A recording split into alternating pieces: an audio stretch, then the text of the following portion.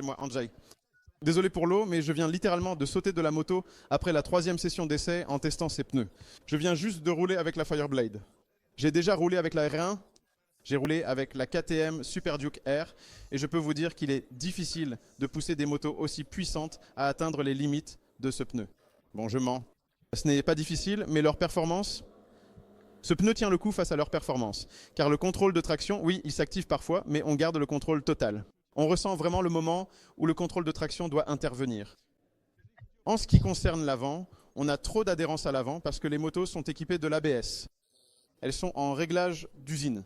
Nous n'avons pas pu désactiver l'ABS et à cause de cela, beaucoup de motos surchauffent les freins et nous éjectent. Parce que le pneu avant offre plus d'adhérence, il offre autant d'adhérence qu'un pneu sportif. On peut tout simplement freiner de toutes nos forces, lever l'arrière et entrer légèrement de côté dans les virages.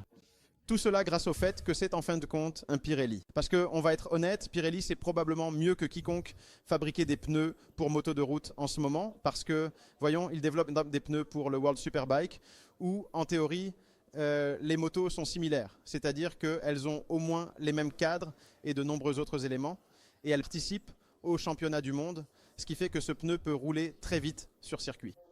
Cette partie-ci et cette partie-là, celle avec les petits trous, parce que c'est un mélange typiquement de course, entre la Super Corsa SP, qui est encore homologuée, et la Super Corsa, je suppose la SC, qui n'a plus cette homologation. Donc ici, l'adhérence est incroyable.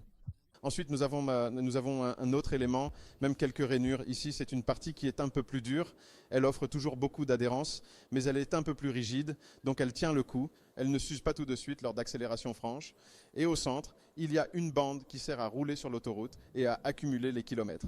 À l'avant, c'est la même chose. Ouf, je me suis un peu fatigué avec cette conduite.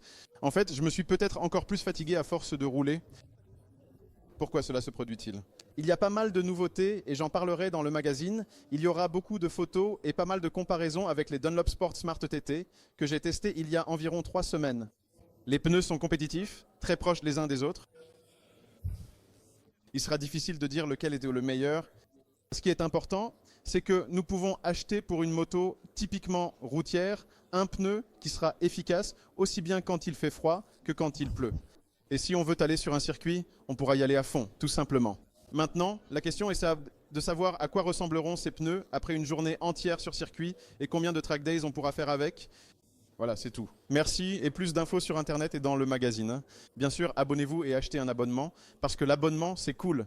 Vous avez toujours quelque chose à lire avec votre café. Merci, à bientôt.